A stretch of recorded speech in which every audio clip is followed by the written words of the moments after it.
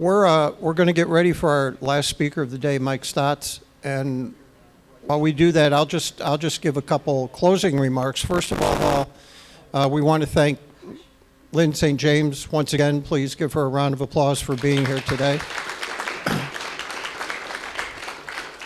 We're certainly honored, and thank you again very much for coming.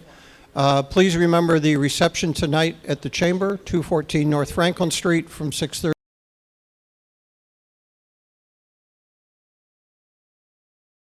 Beginning at 9 o'clock, and we hope you will come back and visit us again and bring a friend. And thank you very much for your attention and respect for our speakers, and it's been fun. Thanks very much. We'll see you at the reception. We'll see you tomorrow, and again, Lynn, thanks very much for coming.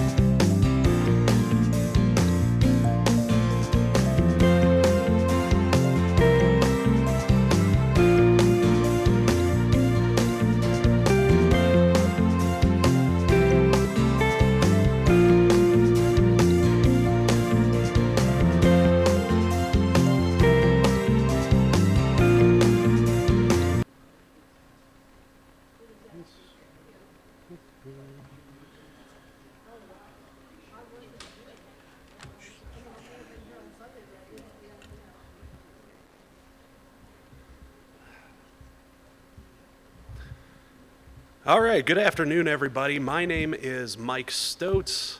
I'll be your happy hour presenter. I apologize that the margarita bar did not show up. I don't know what to tell you. But definitely appreciate you guys sticking around. This is a little bit more of an academic piece, so this one's going to be a little bit different from the presentations that you guys have seen up until this point. There's another name on there, so I definitely want to acknowledge him. His name is Caleb McChesney. He just recently graduated and helped me out with this project. How much he helped me out will be shown in this, and I just want to say right now, he's okay, but we'll get there. Earlier, during Lynn's keynote, there was this kind of paraphrased quote that she said that I quickly wrote down because I thought, this is somewhat related to how, up until this point, this research project has gone, all right? And the quote was, there aren't enough women drivers to portray the depth within the sport, which also kind of went on to mean, you know, the administrators and such across the sport. But here, and how it really comes into this presentation is, there's a lot more opportunity for not just historical research, but academic research across various disciplines that really isn't being harnessed at this point. And I think throughout the rest of this presentation, you'll get an idea of the opportunity that really exists, all right?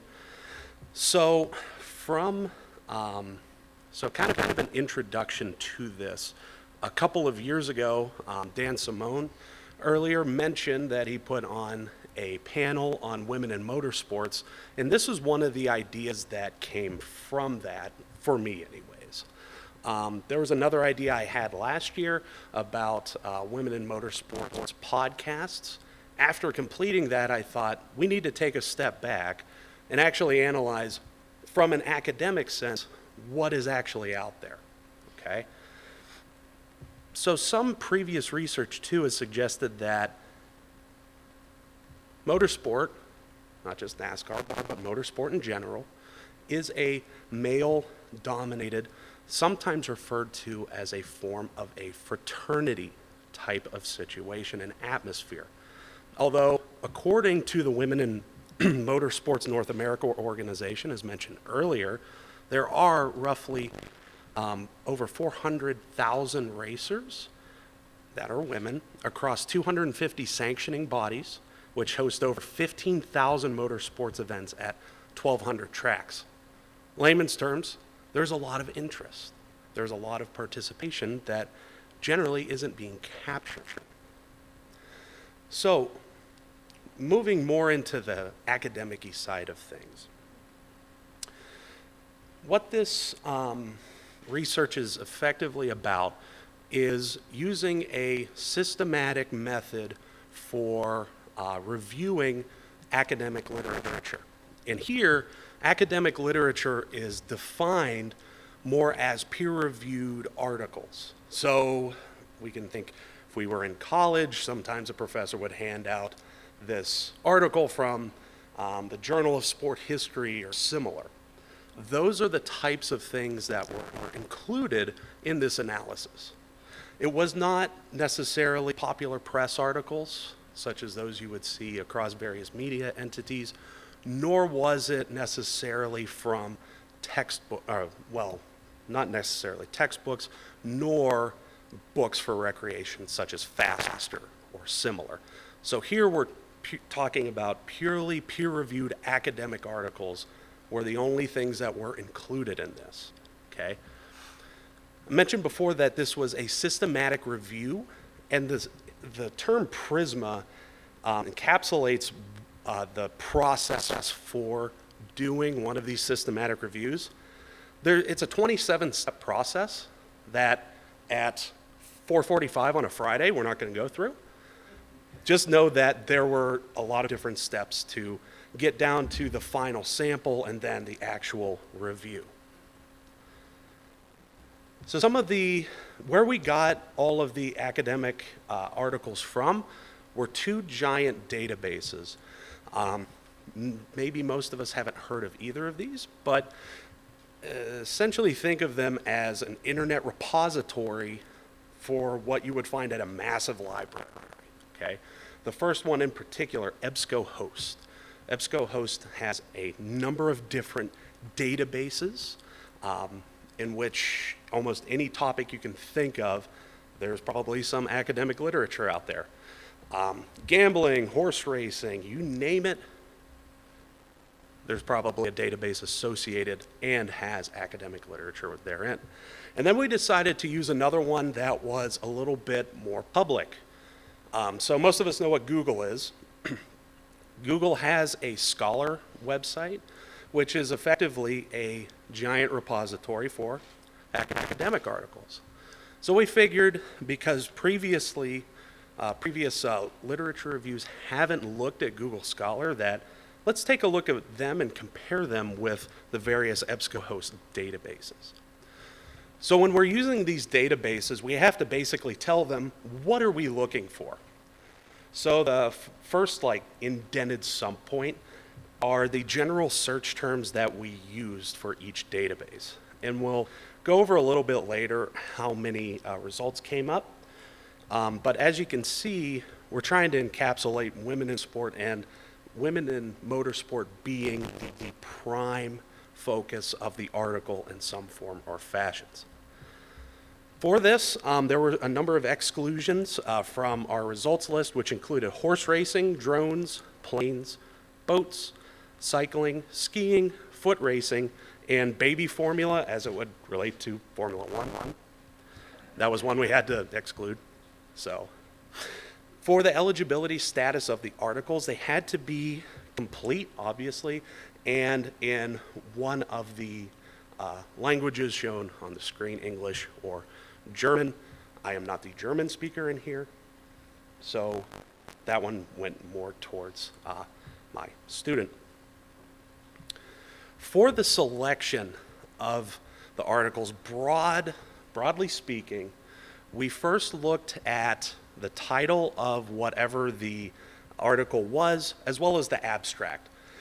Think of the abstract, if you haven't done academic research or haven't read one of these things in a while, as kind of the preview, right? You open up that book, that first little sleeve that gives you a little taster of what the book is about. We can think of that as the abstract. So those were the two, at least, first points that we would look at, followed by a full manuscript review to ensure that the manuscript was mostly, in quotes, mostly related to women in motorsports in some form or fashion.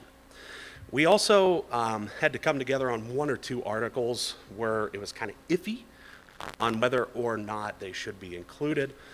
We did come to full consensus for both of them. Okay. So as I said, there were 27 steps. These are 3 of them. Once we got the general database results, okay? So think of when you do a general Google search for something, it'll say displaying 10 of blank amount of results. Kind of a similar thing would come up.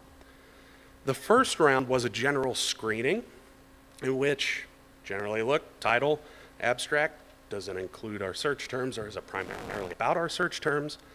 If yes, even vaguely yes, we would keep it around.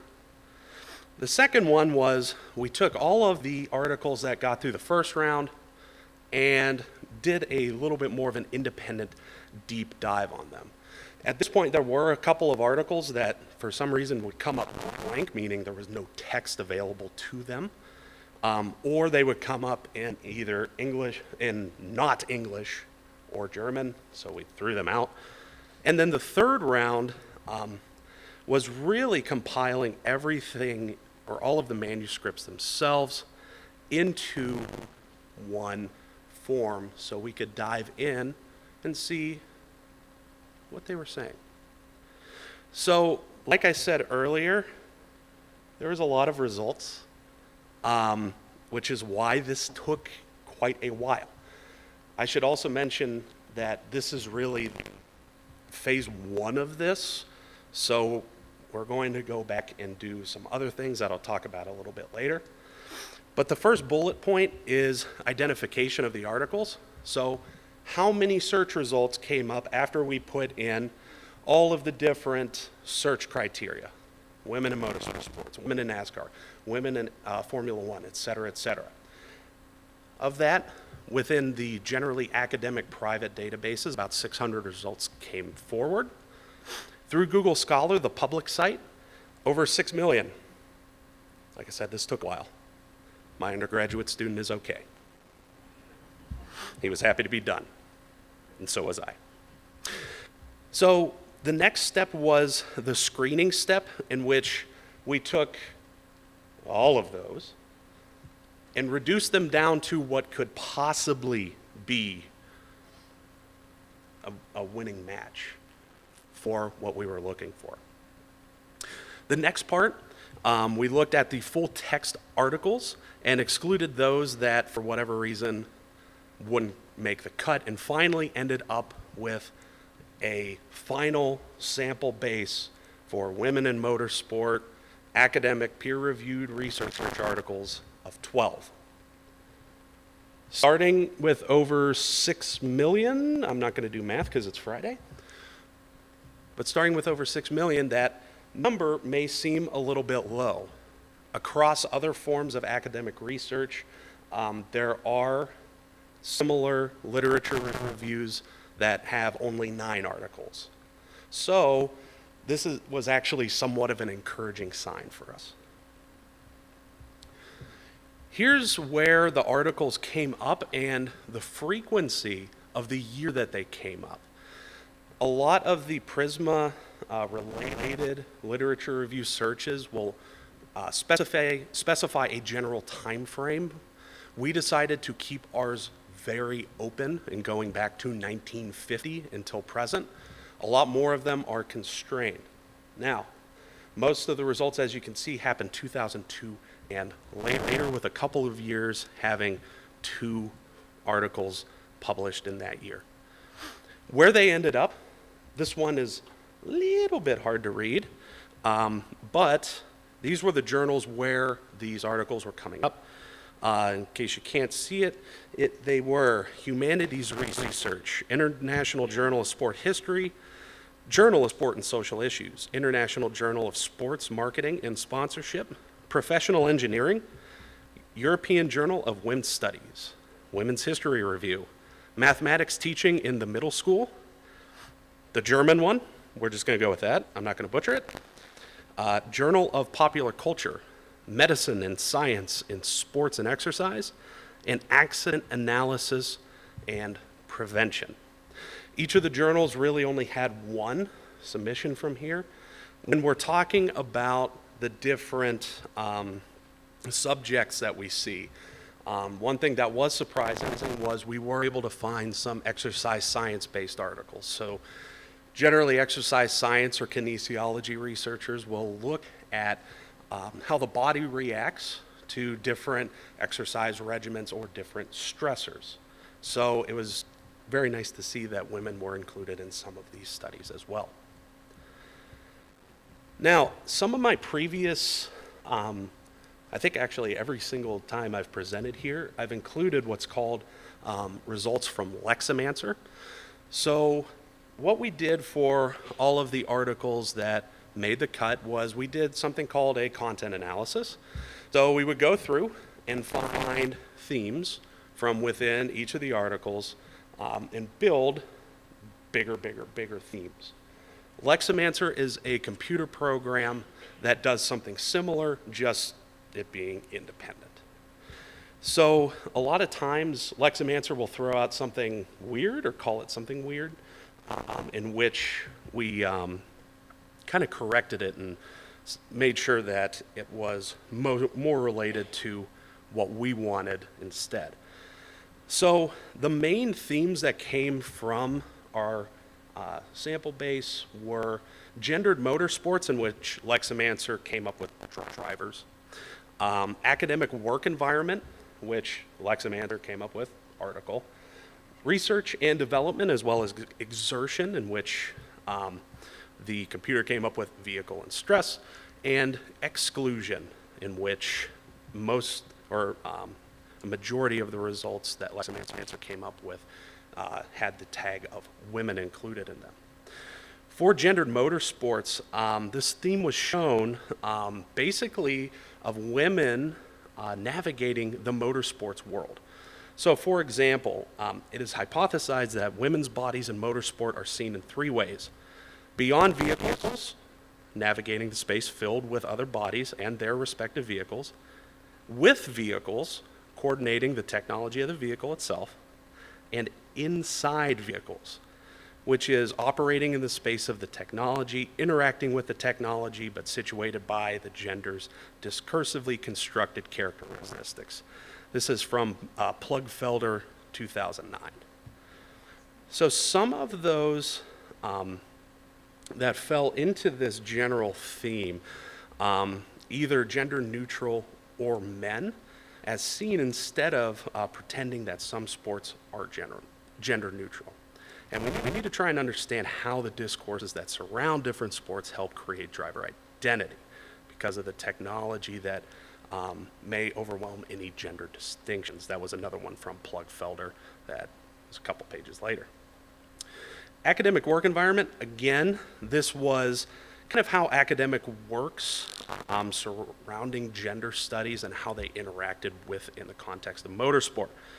So an example from one of the articles: indeed, following Alfred Adler's groundbreaking recent scholarship substantiates that tend to overcompensate in a sense of overdoing gender, and in so doing inadvertently reveal themselves to be sensitive to threats. The R&D and exertion, so the exertion ones in particular were studies of how either injuries or actual physical exertion, like loss of sweat, changes in glucose levels and similar, would occur for both male and female drivers in an on-track simulation or an actual measurement after races. It's worth mentioning here is that there were many studies across the potential sample that did not include any representatives that were women, meaning in the ones that were not included in this part. But there were a lot of studies that just looked at male drivers from an exercise science perspective. And exclusion. Exclusion referred to instances across the data set where women were being excluded from racing or were being pressured not to participate. For example, after dispelling some very early prejudice in the 1930s, the domesticization of women coupled with the rapid professionalism of the sport has limited participatory opportunities and continued to fuel mediated stereotypes about women drivers and in motorsports. Women have had to fight prejudice and bias in a sport dominated by men as men made the rules to suit themselves, and the women were expected to accept them. That's from Matthews and Pike in 2016 in their article titled, "What on Earth Are They Doing in a Race Car Towards an Understanding of Women in Motorsports?" So some of the titles, too, definitely show a negative side to that power dynamic.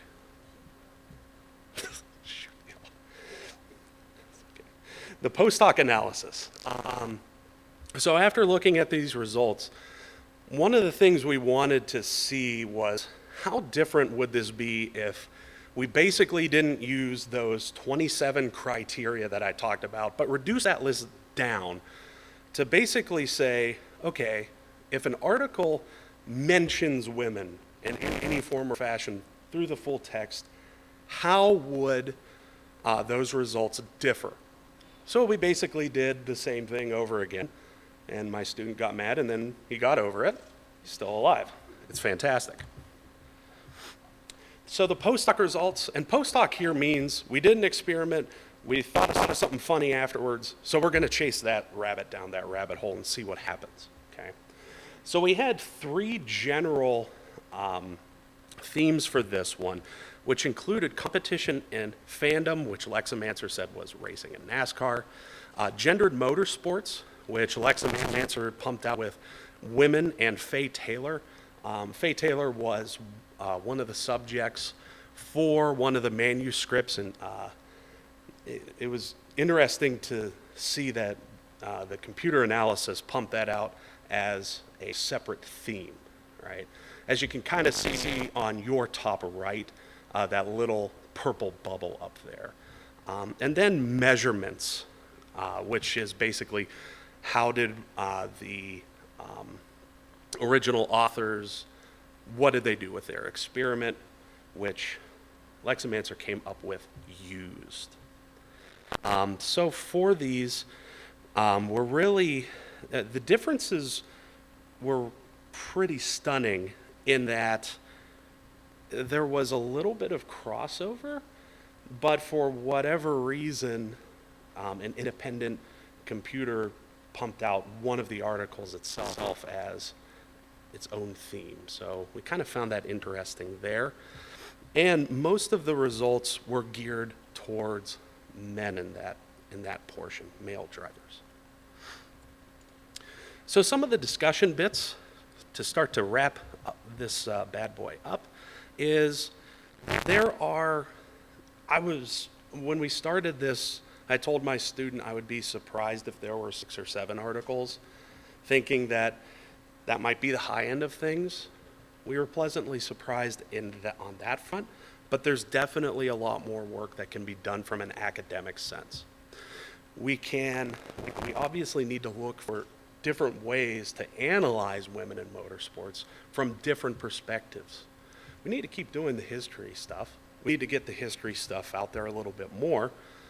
But some of the speculation as to why we're not able to do that is in many of the history articles themselves, we found that, yes, the article included a substantial amount of a racing overview of the women driver from a biographical sense, but it was usually tied to something else. So we mentioned Faye Taylor earlier, and in the article that was basically a biopic of Faye Taylor, it starts off mostly describing her as a racer, some of the public renown that she had, but eventually goes into her her life, her political feelings, which were overwhelmingly fascist, and her interactions with MI5 and the CIA because of those fascist leanings. So one of the things that we thought is, it's weird that we're not really talking about the drivers in some sense, and we got another sense too, that many of these peer reviewers may say, well, it's just racing. We need a little bit more. And we argue that you don't really need that now. There's obviously a crowd of folks who have an interest in this at 5 o'clock on a Friday, sitting here listening to a paper on academic papers. I think we can get a lot of things going, particularly through SAH and a shameless plug for my journal, JMCH. So to end with, one of the articles actually had some cool photos about the Red X around Australia trials around the 1950s. So picture one was the Women's Weekly magazine crew that entered the Red X around Australia and featured an all-women's team, which included ex-military members. Picture two features Winifred Conway, who, when trying to find sponsorships for the Red X around Australia races in 1953, had to call over 100 businesses to secure minor sponsorships for her vehicle. Sydney, Australian Austin dealership was approached to sponsor Conway's Austin A40, in which they told her that they already sponsored two teams that would not sponsor her vehicle. In response, Conway said that she was driving a Monarch from Germany, totally fictitious vehicle, and other than the experience of the drive itself, Conway said that she was really only in the race to compete for a prize of an automatic pop-up toaster, in which Women's Weekly, the Red X organizers, and the owner of the previously mentioned dealership would supply her with one each. So she tripled what her expected winnings were. But at the end of the day, and the point of this whole article is, we have a base of where women in motorsports is from an academic sense, and I think we can do a hell of a lot better. Thank you for your time.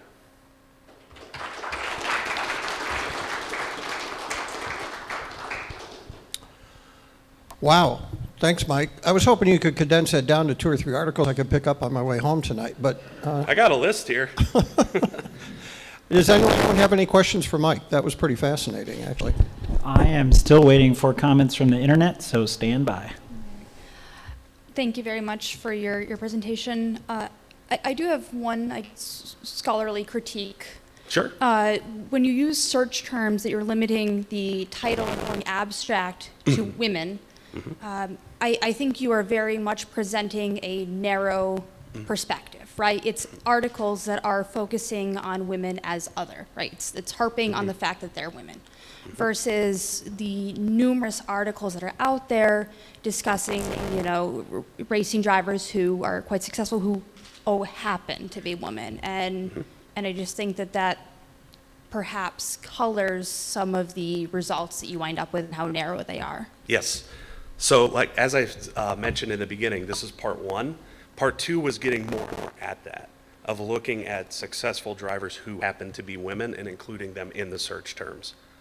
After 5 million, we needed a break. 6 million, whatever it was. So, like I said, this is part one. I expect there to be a little bit more. But yeah, thank you for your comment. Eric, do we have any internet questions? They've been chatting a lot while you've been presenting, but no questions yet, Mike. Hi, internet people.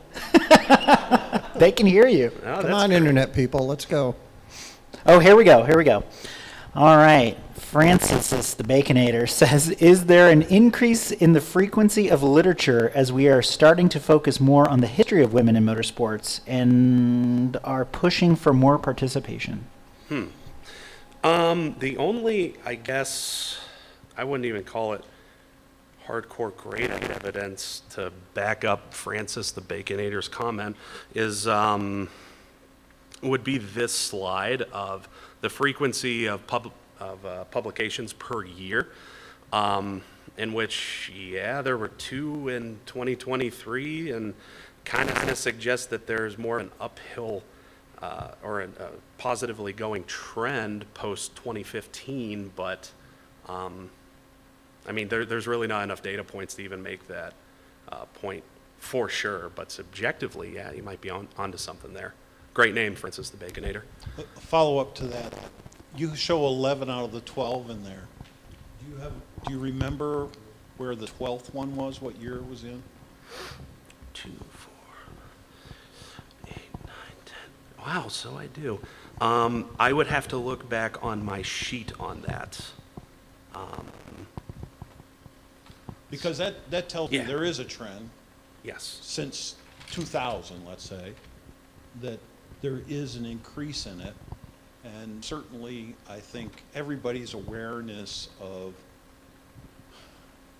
people that are working outside of the normal standards of jobs, right? So I think the same thing would apply to male nurses, for instance. You would find out that there's more written on those types of things since the years 2000 or someplace there and up, because we're putting more focus in our world today on it's acceptable, it's okay for people to do the non-standard, if you will, occupations. Yeah, trying to find the year of that one. I mean, my wife is an engineer. She graduated in '79. I think I can count on both hands the number of female engineers she graduated with, you know. Okay, I'd have to get back to you on that last year, but yeah, thanks for pointing that out. Did miss one. Apologies for that. Oh, 2016. It's 2016, so add 1 to 2016. Yes, yes. Yeah, thank you. All right, Mike. Elizabeth Blackstock writes, we've talked about Faye Taylor's fascism and touched on Helenice's potential Nazi ties in to Lynn's keynote. Is there a larger trend of tying women in motorsport to politics as opposed to men? Maybe for academic research. Another one of the articles, to give an example, from the expanded search was about, it occurred during the Bush versus Gore presidential race, and it was about NASCAR dads and protective mothers. I forget the exact term that was used there, but it did seem that there was, maybe not to the extent of it being substantial, but there was evidence of some politicalization there, for sure.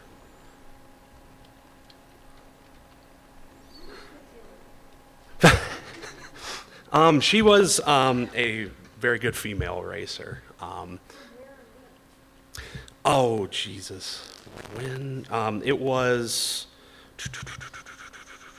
post like World War II, was about the time frame that most of the article was written about her. I know that she used to have a, okay. Let's just leave it at that. Let's do it. Yeah, absolutely. Thank you. Any others from the room or the internet, Eric? They are all quiet at the moment. Okay. You can stop sweating, Mike. Oh, It's okay. we do have one more. Oh, it's just a computer, yeah. Do you consider women in the publishing industry like Denise McCluggage or Alana Scher, who writes for Car and Driver, et cetera? Or Beverly Ray Kimes, I think her name was, the historian?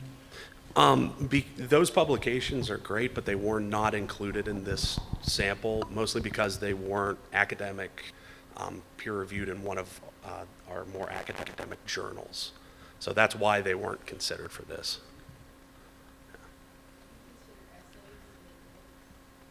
Essays and books, yes, so there was one, the mathematics teaching in middle school, but really that was the only one that we found through this search process.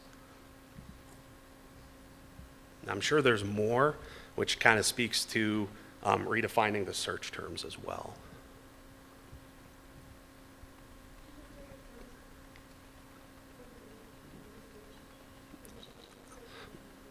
I don't believe I have had the pleasure, so no problem. And how many grad students do you go through on this project? One undergraduate student. My, RIP. We were both men, admittedly. well, thanks, Mike. That was fascinating. Thank you all.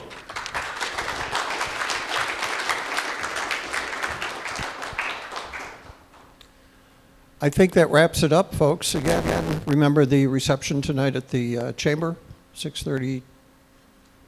Yeah, 6:30 to 7:30, open to all. And get a good night's sleep. We'll see you back up here 9 o'clock tomorrow morning. Thanks so much for coming out.